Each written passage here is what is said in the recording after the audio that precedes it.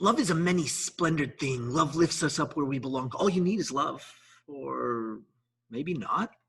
We're going to talk about it on today's podcast. I've spent the last 20 years studying, teaching, and coaching people to find their greatness and take their lives to the next level. Along the way, it's become evident that emotions are at the root of everybody's successes and failures. Worry and fear are the enemies, and it's time to forge the armor and earn the tools to overcome the two things that could single-handedly destroy your future. Hi, my name is Michael Johnson, and I'm a life coach, a peak performance trainer, and I'm the emotions guy. It's time to take back control of how you feel, control of how you act, and control of how you experience life. It's time to become a lifer, a new breed of overachiever focused on living every minute to its fullest. We are responsible for how we feel, and no one and no thing can make us feel anything. Emotional mastery is our journey, and emotional education and intelligence is the key. We are lifers, and this is Magic for Life. What's up, lifers? Michael Johnson here with Magic for Life, and I'm so excited you joined me today because we're going to talk about love. As you know, we've been chatting about things that we need as humans, right? And two of the things that we need that kind of counteract each other a little bit are love and significance. And when you start talking about love and significance, they kind of pull on each other. So when you need love, it's about what you have to have lovingly inside for you. I want to have and experience and feel love. And when you want significance, significance is a little bit more about outside, getting acknowledged from the outside. The more we go after significance, sometimes that actually pulls away from love. And so they tend to have this paradoxical nature to them. They kind of draw and pull on each other. And what we want to talk about is this idea of all we need is love. Well, for some people, that may actually be true. All they need is love, and they feel great about it. And if they can get to a place where they feel love, they're great. But for some people, what they need is significance. They need to feel significance. And if they can gain a huge amount of significance, then they will be okay on the other side. Now, you have to understand that when we talk about love and significance, they feed on each other. So sometimes people will feel the amount of significance that they need if they have enough love. And or vice versa. If they have enough significance, they feel like they're being loved. And so the one will help meet the other. Now, again, if you've listened to any of my other stuff, you might have heard me tell you how we can figure it out. We've got to figure out if there's a gap or if you're exactly where you need to be and what it is that would be your ideal. So I want you to imagine in your head a little bit of a bar graph, so to speak. I'm not much of a graph person, but this will help you at least imagine what it is that we're talking about. So imagine that there's a scale, right? A bar graph, and it goes from 0 to 10. 10 is the highest.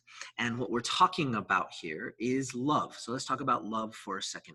How much do you need to feel love, right? How much do you need love? Now, on a scale from 1 to 10, what would be your ideal? Where would you like to be on a scale from 1 to 10?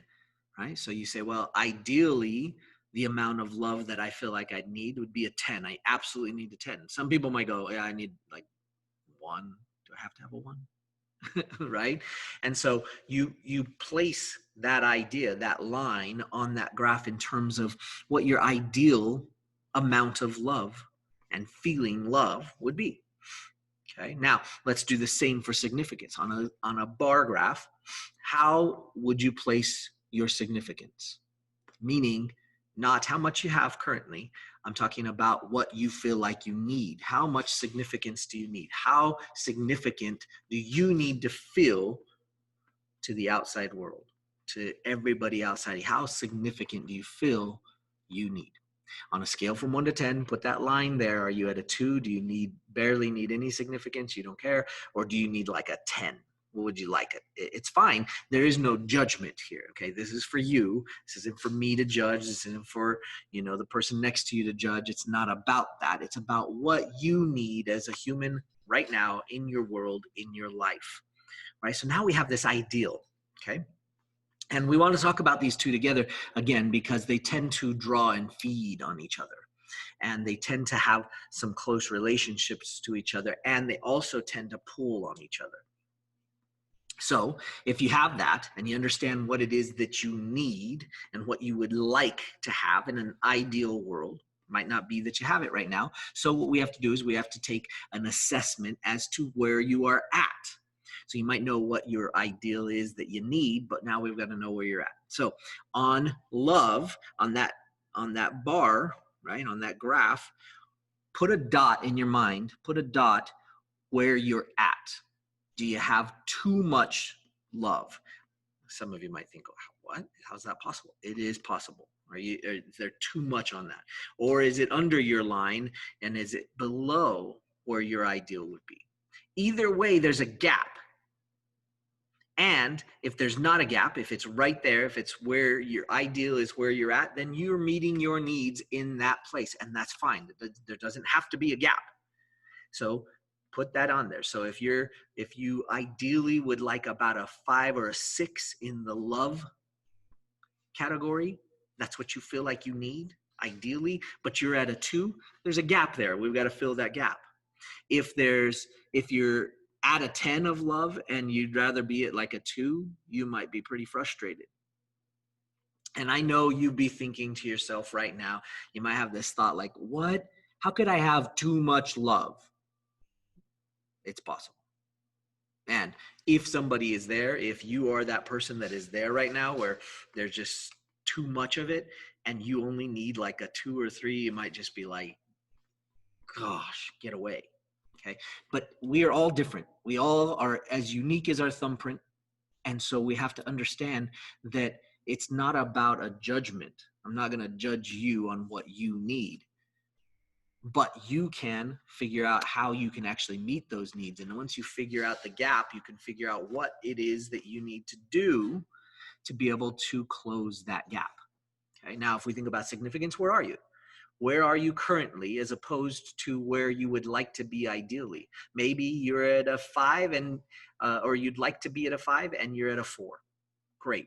Let's figure out how to close that gap. Maybe you're at a 10 of significance and you'd like to be at a 2. And you feel it inside and it's hard as heck to explain. And you might think, how in the world could I be at a 10 in significance but want to be at a 2?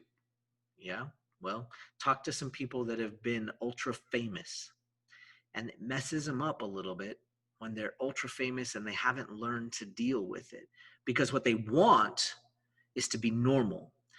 Can you imagine if you were someone like Elvis or Michael Jackson or Taylor Swift? Can Taylor Swift just go to the mall? Can she just go walk around the mall, not without an entourage of people surrounding her and keeping everybody away? She'd get mugged, absolutely mauled. Bad joke. Sorry, couldn't help it. Okay. But the idea is simple.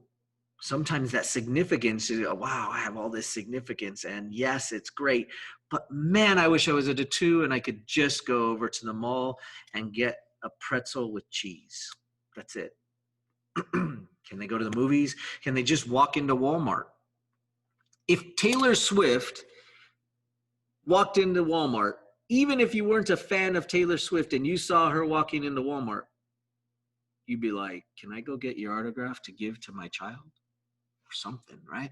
So there is a possibility for you to be in a place in your needs where you don't want to be, and there's a gap that you've got to close. Now, there are, again, lots of different ways that you can close that gap, and I get that, okay? We're not talking about the actual tactics to close the gap, because in so many instances, you've got to actually just identify where the heck it's that you are at so that you can actually then go about closing the gap.